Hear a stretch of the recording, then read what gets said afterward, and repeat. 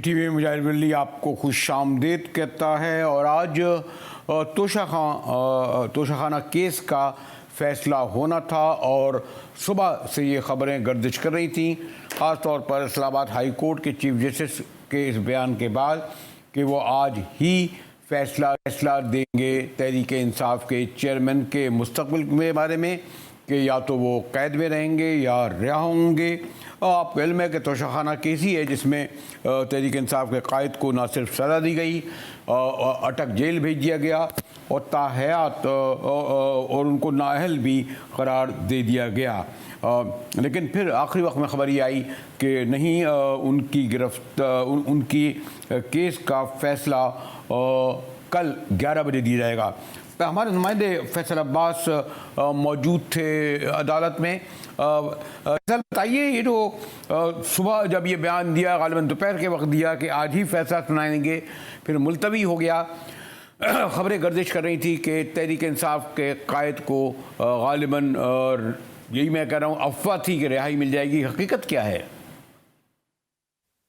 देखिए मुजाहिद साहब, सबसे पहले तो बहुत शुक्रिया। और जैसा कि आपका सवाल है कि तोशाखाना केस में इमरान खान की जो रिहाई है उसका मामला अब वाइंड अप हमें होता दिखाई देता है, क्योंकि आज इस्लामाबाद हाई कोर्ट के अंदर जो इसकी समाअत हुई है और इस पर फैसला महफूज हो चुका है। बेसिकली आज जो समाअत शुरू हुई है, उस समाअत शुरू होते ही हमें लगता था कि चीफ जस्टिस आमिर फारूक साहब जो हैं उन्होंने आज इस मामले को डिसाइड करना है। और जैसे ही समाअत शुरू हुई तो उन्होंने किसी भी किस्म के भी दलाइल सुनने से पहले यही मामला सामने रखा कि हम आज इस जो चेयरमैन पीटीआई की सजा मुअत्तली का मामला है, आज हम इसको डिसाइड करके रहेंगे। उसके बाद फिर इलेक्शन कमीशन के जो वकील हैं अमजद परवेज साहब की जानिब से जो है वो तकरीबन जो पीटीआई की जो एतराज़ात थे, उन तमाम एतराज़ात पर जो है वो इलेक्शन कमीशन के जो वकील हैं उन्होंने दलाइल दिए। और बेसिकली जो सेक्रेटरी इलेक्शन कमीशन का मामला है कि क्या सेक्रेटरी इलेक्शन कमीशन के पास ये मजाज है कि वो शिकायत दर्ज कर सकता है, क्योंकि इलेक्शन कमीशन और सेक्रेटरी इलेक्शन कमीशन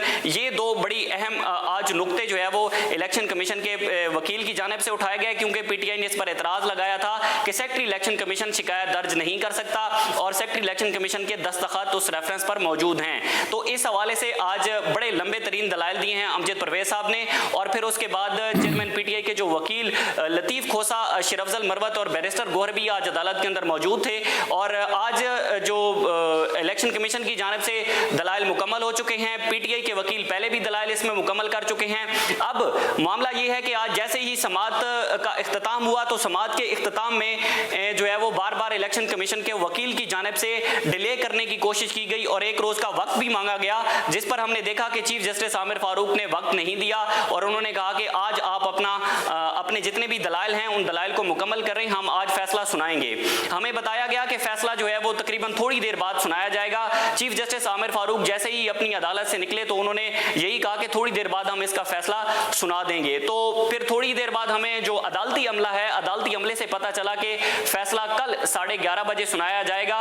एक्सपेक्टेशन से ही हैं, तवक्कुआत यही हैं कि कल जो है वो इमरान खान की सजा मुअत्तल हो जाएगी, क्योंकि जो जिस तरह से जज हुमायूं दिलावर के केस के अंदर लूप होल्स हैं या चेयरमैन पीटीआई को जो है वो हक के दिफा नहीं दिया गया, जुरिस्डिक्शन का मामला है। और फिर उसके बाद इस्लामाबाद हाई कोर्ट की जानिब से बार बार जो है वो जो ट्रायल कोर्ट के जज हुमायूं दिलावर हैं उनको कहा गया कि हक के दिफा दिया जाए, उन्होंने ये बात नहीं सुनी। इस हवाले से एक्सपेक्टेशन से ही है, लगता यही है कि कल इस्लामाबाद हाई कोर्ट जो है वो चेयरमैन पीटीआई की सजा मुअत्तल कर दी देगी। शुक्रिया फैसल अब्बास, नुमाइंदा जीटीवी जो अदालत में मौजूद थे। उन्होंने बड़े तफसील से कि किस तरह इस केस की प्रोसीडिंग हुई और फिर किस तरीके से आखिर वक्त में ये फ़ैसला जो आज सुनाना चाहिए था वो कल पे उन्होंने मौक़िफ़ कर दिया।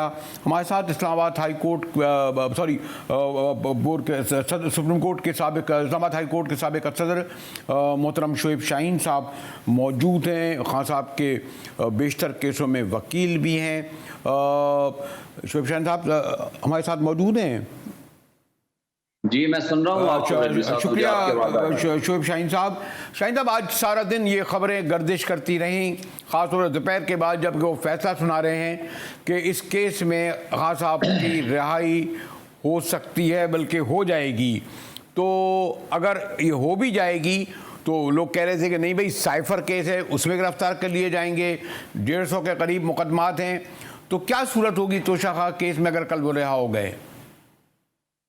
देखें, उसूल और प्रिंसिपल एंड लीगल पोजीशन तो ये है कि जब आप एक केस में जिसकी वजह से गिरफ्तार हुए, जो कन्विक्शन हुई वो इलीगल थी, अनलॉफुल थी, on the face of it उसकी कोई लीगल वैल्यू नहीं है, जिसकी वजह से वो अटक जेल में हैं, जब वो वहां से रिहाई पाते हैं तो naturally he will be reversed into the same position जो 5 तारीख को थी। अब जिन मुकदमात में उन्होंने जमानतें दी हुई थी, इस दौरान उनकी एक एक करके उन्होंने खारिज कर दी मुख्तलिफ अदालतों ने। वो इसलिए की कि जनाब वो इमरान खान साहब की तरह है, उनकी पर्सनल हाजिरी की जरूरत है। हमने उनको बताया कि जनाब वो तो जेल में हैं और पर्सनल हाजिरी के लिए या तो उनको तलब कर लीजिए, नहीं कि उनको खुद आना चाहिए था। तो वो अदम पैरवी खारिज हो गई। अब अदम पैरवी जो खारिज हो गए केस, तो नेचुरली उसका तो इफेक्ट ये है कि जैसे इस्लामाबाद हाई कोर्ट से जब गिरफ्तारी की थी रेंजर्स के जरिए नैब ने, उसके बाद जब सुप्रीम कोर्ट ने उसको सेटिसाइड किया तो cases were reversed into the same position. जिन केसेस में उससे पेश होना था उनको कहा कि वहां जाकर पेश होके आप अपनी प्रोटेक्टिव बेल अप्लाई करें। आज इन केसेस में भी यही पोजीशन है। कुछ 17-18 केसेस हैं जो भी बाकी हैं, जिनमें जमानतें, बाकी सब में जमानतें कंफर्म हो चुकी हैं। इनमें जमानतें वो कराई हुई थी, एक साइफर के अलावा साइफर वाला केस सब्सिक्वेंट हुआ, तो नेचुरली अगर उसका भी हम ये बाहर होते तो उसका भी जमानत कराते। तो शेख साहब ये भी अफवाह गर्दिश कर रही थी कि जैसे ही खबर आई कि आज हम फैसला सुना देंगे, और जिसमें मुमकिना तौर पर यह ख्याल किया जा रहा था कि उनकी रिहाई मुमकिन है, क्या ये खबर दुरुस्त है कि पुलिस जो है अटक जेल पहुंच गई थी कुछ और केसेस, खासतौर पर साइफर केस लेके, या ऐसी ये अफवाह थी? देखें, अभी तक तो हमारे नॉलेज में नहीं है, क्योंकि हमें तो ज़ाहिर मिलने नहीं दे रहे। उन्होंने तो ये फैसला किया है, अब जो नया आया है उनका, कि हफ्ते में एक वकील एक दिन के लिए मिल सकता है। तो अब ये जो तर्ज अमल है ये तो किसी लिहाज से मुनासिब नहीं है। 180 से ज़ायद मुकदमात हैं, अगर हमने 25-30 वकील भी अगर हों उनको केसेस को लड़ने के लिए, तो भाई हमने मुलाकात करनी है, उनसे इंफॉर्मेशन लेनी है। ठीक है, एक तो है मुलाकात, एक है उनसे इंस्ट्रक्शन सीख करनी है। वो इंस्ट्रक्शन कैसे सीख करेंगे कि अगर हमें उनसे मुलाकात ही नहीं करने दी जाएगी और हफ्ते में एक दिन मुलाकात के लिए उन्होंने काजी रख सकते हैं, हालांकि जेल मैनुअल के मुताबिक 6 दिन हैं जो आप मुलाकात कर सकते हैं, और उसके ऊपर किसी किस्म का कतगन और कोई किसी किस्म का, बल्कि किसी भी दिन मिल सकते हैं। अगर वकील को मिलना हो तो उसके लिए कोई पाबंदी नहीं है जेल मैनुअल। शाहीन साहब, वो तो शाहीन साहब आप ये वाली बात कह रहे हैं, हालांकि इसका इससे ताल्लुक नहीं है। दूसरी तरफ मैं आऊँगा, आप इन लोगों ने जो कौमी असम्बली और सेनेट से 53 के एक्ट को जो बिल पास किया तरमीमी, और यह ऑफिशियल सेक्रेटरी किया परसों, क्या उसमें ये कहा गया था कि मुलाकातें भी होंगी और आएंगी, लेकिन खुद बड़े जो जर्नलिस्ट हैं, एंकर हैं, उनको अपने बेटे से नहीं मिलने दिया गया, और कहा यह गया कि फौजी अदालत में क्योंकि वो मौजूद हैं, फौजी तहवील में हैं, इसलिए उनसे नहीं मिलने दिया जाएगा। ऐसे ही है ना हुआ अपने शाहीन साहब? देखें, बदकिस्मती हमारी है कि हमारे पास आइन है लेकिन उसका इम्प्लीमेंटेशन नहीं है। हमारे पास बुनियादी हुकूक है लेकिन उसका इतलाक नहीं है, वो मुअत्तल है, कागजों में हैं। हमारे पास अदालतें हैं लेकिन उनके फैसलों को कोई अमल दरामद करने को तैयार नहीं है। हमारे पास लॉ इन्फोर्समेंट एजेंसीज हैं लेकिन वो कंप्रोमाइज्ड हैं, वो किसी एक शख्स या एक इदारे के ताबे और बांदी बन के खड़े हुए हैं। हमारे यहाँ जमहूरी हुकूमतें हैं लेकिन एक्चुअली जमहूरियत नहीं है। जो सो कार्ड पिछली शहबाज शरीफ की हुकूमत थी जो तमाशा करके गई है जमहूरियत के साथ, आइन के साथ और कानून के साथ, वो सब आपके सामने हैं, और उनके किए करतूत जो हैं वो सारे आज कौम भी भुगत रही है, लोग भी भुगत रही है। और लेकिन शाहीन साहब, ये तो हकीकत है ना कि बहरहाल जो हुकूमत थी साबिका, उसके जाने के बाद ओवरऑल माहौल में टेंशन, महाजराई कम हुई है। सरकारी सतह पर जो उनके वकील, उनके जो वज़रा, और जो एक बड़ा हर वक्त जो है वो कोरस की शक्ल में इस केस में वकील बन के आते थे, वो भी कम हुआ है। अब इस केयर टेकर को मैं समझता हूँ अभी तक तो बज़ाहिर वो एक इंडिपेंडेंट ही उनका किरदार हमें नज़र आ रहा है। तो अब तो ये तो आप नहीं कह सकते ना कि केसों पर असरअंदाज हो रही है जिस तरह शरीफ हुकूमत होती थी। सर, पहली बात तो यह है कि ये भी तो उन्हीं की एक्सटेंशन है ना, उन्हीं की चॉइस है। दूसरी बात यह है कि जो वो बारूदी सुरंगें बिछा के गए हैं उनको साफ करने के लिए भी बड़ा टाइम चाहिए, और किसको नहीं पता कि एस्टेब्लिशमेंट की वो मनपसंद शहबाज शरीफ साहब जो थे, वो एस्टेब्लिशमेंट आज खुद उनको भुगतना पड़ेगा। इसलिए कि देखें, आज जो बिजली है या जो महंगाई है, जो हम डिफॉल्ट के करीब पहुंच चुके हैं, भाई नेशनल सिक्योरिटी कंप्रोमाइज हो जाएगी अगर खुदा न खास्ता आपके मुल्क की तबाही होगी, इकोनॉमिकली। आपका मुल्क तो तबाही के दहाने पे पहुंचा के गए हैं। तो इमरान खान साहब के जमाने में 0.5% से 5% चांस था। चले शाहीन साहब, ये तो खैर ये तो बोलो, लेकिन चलते चलते शाहीन साहब मुझे ये बता दीजिए कि जिन मौसूफ जज ने सजा सुनाई थी उन्हें OSD बना दिया गया। तो ये कुछ बात समझ में नहीं आई। वो कहते हैं मुझे तहफ़्फ़ुज़ भी चाहिए, लंदन गए थे जो कोर्ट पूरा करने। ये क्या बहुत ही स्पेसिफिक मुझे ज़रा बताइए, इनका ये क्या है कुछ? देखें, वो मंजूर नज़र है हमारे चीफ जस्टिस साहब का, वो मंजूर नज़र है हमारे एस्टेब्लिशमेंट का। उसको किसी खास मकसद के लिए मजीद तैयार किया जा रहा है।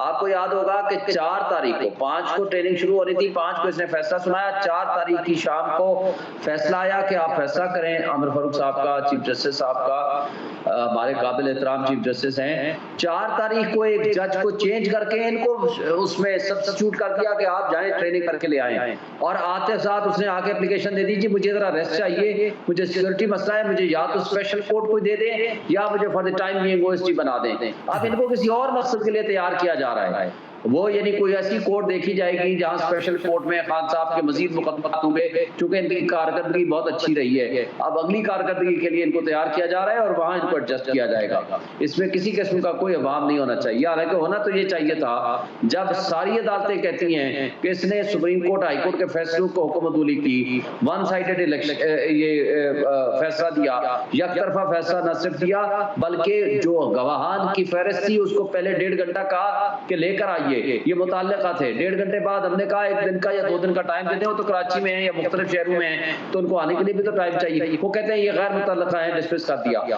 और इस तरह के तो अब सारी नजरें इसके माने शोएब शाहीन साहब कल 11 बजे तोशाखाना पर ही होंगी। आपका शुक्रिया कि आपने वक्त निकाला। जैसे मैंने कहा कि आज सारा दिन ये अफवाहें गर्दिश करती रहीं और बल्कि कि आज शायद उनकी रिहाई भी हो जाए, लेकिन और भी केसेस हैं। इंतज़ार मज़ीद कर लीजिए, क्या हर्ज है इसमें। हमारे साथ रहिएगा कि हम गुफ्तगू करेंगे।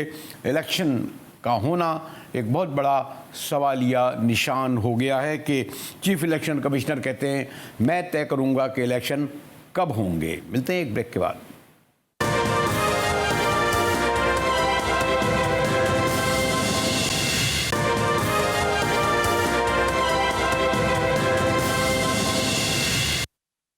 टीवी में एक बार फिर मुजाहिर वली आपको खुशामदीद कहता है। इलेक्शन का होना खुद एक सवालिया निशान बनता जा रहा है और उससे भी बढ़कर ये कि इलेक्शन की तारीख कौन देगा। हमारे सदर ममलिकत आरिफ अलवी साहब ने बड़े अदब व एहतराम से चीफ इलेक्शन कमिश्नर राजा साहब को कहा, दावत दी थी, मगर उन्होंने न सिर्फ हमारी रवायत, अखलाकी रवायत को पामाल करते हुए इस दावत को रद्द कर दिया, बल्कि सदर साहब को टका सा जवाब दिया। माज़रत के साथ ये मैं बाज़ारी ज़बान इस्तेमाल कर रहा हूँ कि आपसे मुलाकात नतीजा खेज नहीं रहेगी, इसलिए मैं मुलाकात करने नहीं आ रहा। और उन्होंने कहा कि इलेक्शन में तरमीम, आइन में तरमीम के बाद अब फैसला इलेक्शन कमीशन यानी वो करेंगे कि कब इलेक्शन होंगे। और ये जो आइनी जंग है उसने जो टर्न लिया है उसमें इंटरेस्टिंग बात ये हुई है कि वो तमाम इत्तेहादी यानी हुकूमती इत्तेहादी साबिका जो सदर के ख़िलाफ़ तोपों का रुख किए हुए थे, जब उन्होंने एक पॉजिटिव सदर की जानिब से ये अमल देखा तो अब हमारे PDM में शामिल जमातें ज़ोर दे के कह रही हैं कि सदर साहब दुरुस्त कह रहे हैं, इलेक्शन 90 दिन में भी होंगे। जबकि इलेक्शन कमिश्नर ने जो शेड्यूल दिया है उसमें वाज़े तौर पर उन्होंने कहा है कि दिसंबर में तो ये प्रोसेस ख़त्म होगा, 54 दिन में इलेक्शन प्रोसेस, यानी फरवरी या उसके बाद भी। तो ये जो मैंने कहा कि कन्फ्रंटेशन की सूरत हाल है, महादाई की सूरत हाल है, इलेक्शन पस मंज़र में चले गए हैं। हमारे साथ साबिक़ अटॉर्नी जनरल बड़े मुमताज़ माहिर क़ानून अशतर औसाफ वली साहब हैं। अच्छा साहब, शुक्रिया आपने वक्त निकाला। ज़रा लाइटर में मैं कहूँगा कि हमारे ज़िया-उल-हक़ के दौर में बड़ा सिंध के घराने के मीर अली अहमद तालपुर साहब होते थे, तालपुर घराने के वज़ीर भी होते थे। अक्सर जब इस तरह के गंभीर मसले आते थे तो वो बड़े पता नहीं क्यों ये शेर पढ़ते थे कि मक्ते में आप पढ़ी है सुखन गुस्तराना बात, तो मैं समझ नहीं पाता था। मुझे इस तमाम सूरत हाल में कुछ ऐसा ही लग रहा है। सदर कहते हैं कि जनाब मैं दूंगा तारीख, इलेक्शन कमिश्नर कहते हैं मैं न सिर्फ तारीख भी मैं दूंगा, मुलाकात भी आपसे नहीं करूंगा। तो कुछ हमें गाइड करें अपने तजर्बे की रोशनी में कि इलेक्शन की तारीख कौन देगा अशतर असफ अली साहब? बहुत शुक्रिया, आपने एक ऐसे बर्निंग सवाल को उठाया है जो कि इसकी बाज़गश्त हर जगह सुनाई दे रही है, चाहे वो अखबार हैं, चाहे वो मीडिया है, चाहे टेलीविज़न है, और चाहे वो संजीदा हलके हैं जहाँ पे ये सब बातें की जा रही हैं कि आखिर ये इलेक्शन की डेट का मुअम्मा क्या है। इलेक्शन की डेट का जो मामला है बाकी चीज़ों की तरह उसमें भी आइन में इंडिकेशंस हैं और लॉ में उसका तरीकाकार वज़ा किया गया है। आप याद रखिए कि आइन जो है वो हर चीज़ का अहाता नहीं करता, वो हमें इशारे देता है, वो हमें उसकी मैक्रो बातें बताता है, माइक्रो बातें जो हैं वो कानून के ज़रिए, कन्वेंशंस के ज़रिए, रूल्स के ज़रिए, रेगुलेशन के ज़रिए की जाती हैं। अब जो डायरेक्ट बात है वो ये है कि हमारे यहाँ पिछले दिनों असेंबली की तहलील की गई और वो तहलील की सदर मुमलिकत ने प्राइम मिनिस्टर के एडवाइस के ऊपर। उसमें तरीकाकार तो कुछ यूं था 48 में कि पहले वो तारीख का ऐलान करते और उसके बाद जो सीक्वेंशियल है सारा कुछ, और उसके बाद वो केयर टेकर गवर्नमेंट का इनेकाद की बात करते, और इसमें उनको किसी वजीर आजम की एडवाइस का पाबंद नहीं बताया गया। एक और शिक है और बड़ी इंटरेस्टिंग शिक है, वो उर्फ़-ए-आम में तो समझा जाता है कि सदर मुमलिकत के पास सिर्फ सेरेमोनियल इख्तियारात हैं, बट कुछ इख्तियारात ऐसे हैं जो सेरेमोनियल नहीं हैं, जो सब्सटेंटिव हैं। उनमें से एक 58 है, और उस 58 में पहले आपको याद होगा 58(2)B होता जो गुलाम इसाक खान साहब ने इनका बेदरेग इस्तेमाल किया। तो अब उसको जब चेंज किया गया तो उसके अंदर 58(2) रह गया, और 2 ये कहता है कि अगर एक वजीर आजम के खिलाफ तहरीक अदम एतमाद जो है वो कामयाब हो जाए और कोई और फर्द नेशनल असेंबली का मेंबर वजीर आजम का इंतखाब में पूरा न उतरे और कोई भी इलेक्ट ना हो सके, तो अपनी सवाबदीद पे उस असेंबली को वो तहलील कर सकते हैं।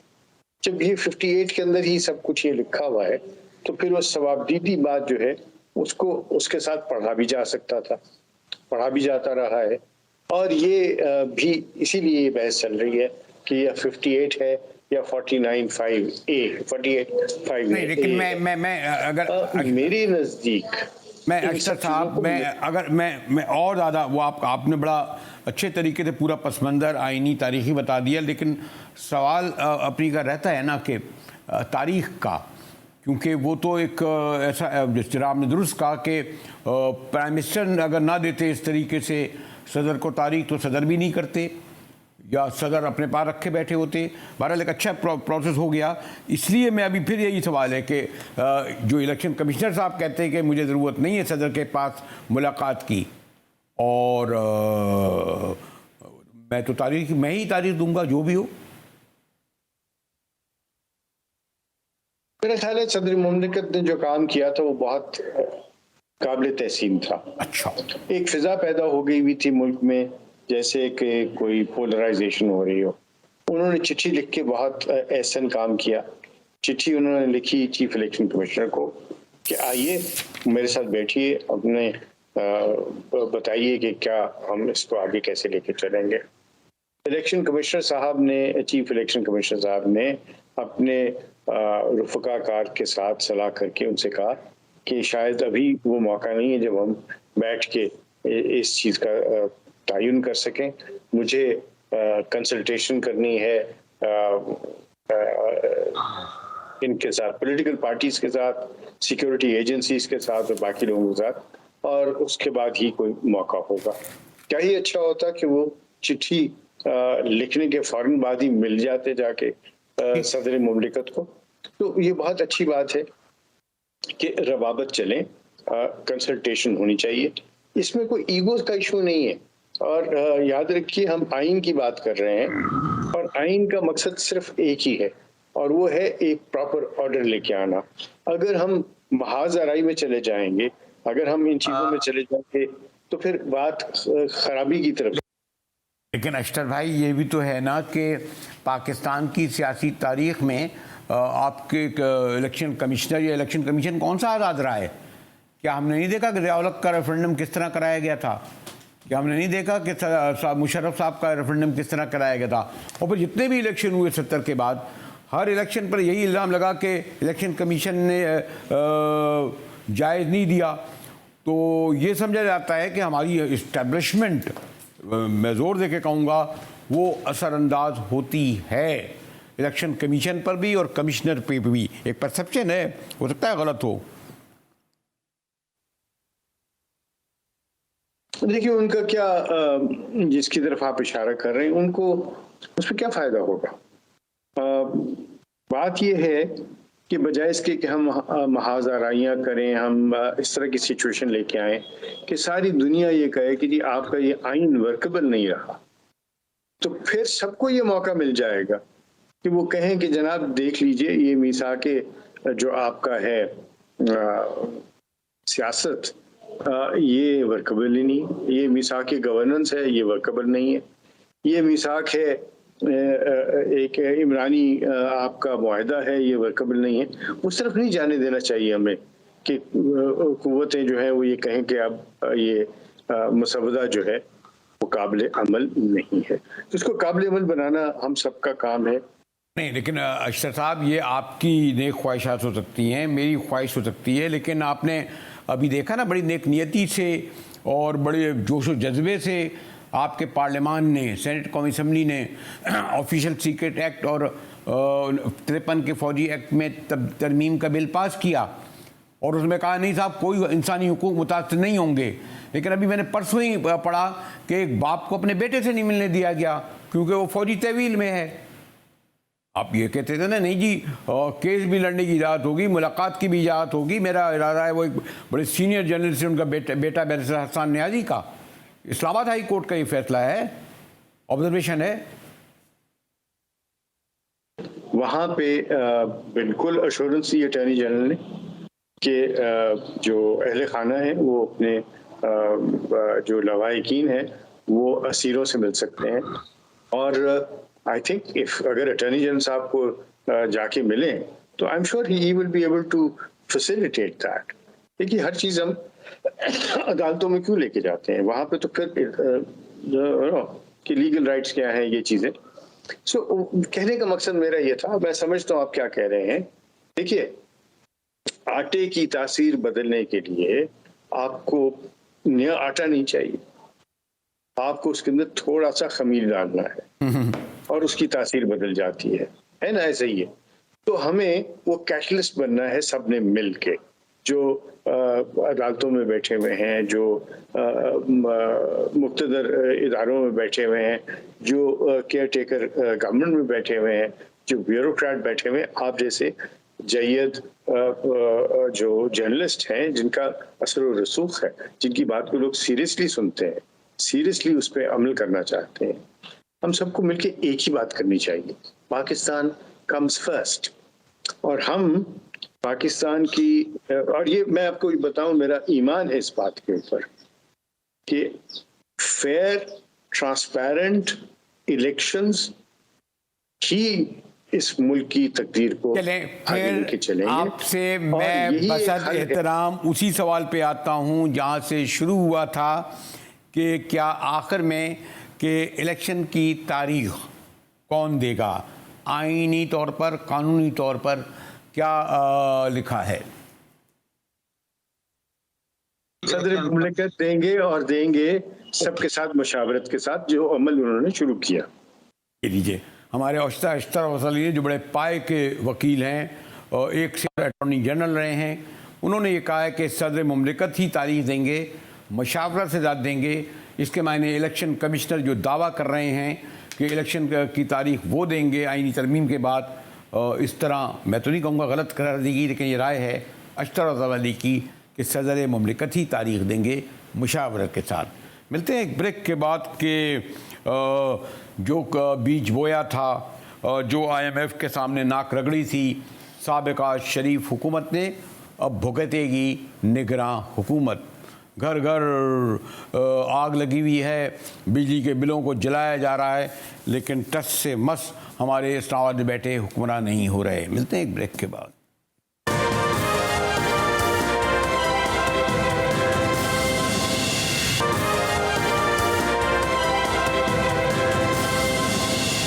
जी हाँ, कोई 48 घंटे से घर घर आग लगी हुई है और बिलाखिर IMF से जो मायदा किया गया था शरीफों ने, उसके नताइज निगरां हुकूमत भुगत रही है। और 15 रुपये इजाफे के साथ इस वक्त कोई 55 यूनिट रुपए घरेलू और 75-77 रुपये हो गए हैं जो लोग तिजारत करते हैं। नुकसानात देखिए 520 अरब। लेकिन दिलचस्प बात यह है कि जो सरकारी मुलाजमीन, उनके 34 करोड़ यूनिट जो हैं वो मुफ्त दिए जा रहे हैं। इसी तरीके से जो कंपनियों में काम करने वाले अफसरान जो हैं उनको भी 13 अरब रुपए की बिजली मुफ्त दी जा रही है। और जैसे मैंने कहा, घर घर आग लगी हुई है एक आम आदमी के। हमारे साथ नईम मीर साहब हैं, चेयरमैन अंजुमन ताजर पाकिस्तान। मीर साहब, मुजाहरे हो रहे हैं, जुलूस हो रहे हैं, पहले भी होते रहे, बिल जलाएं, फ़ायदा क्या है इससे? ज़रा मसले का हल तो होता नज़र नहीं आ रहा ना मीर साहब?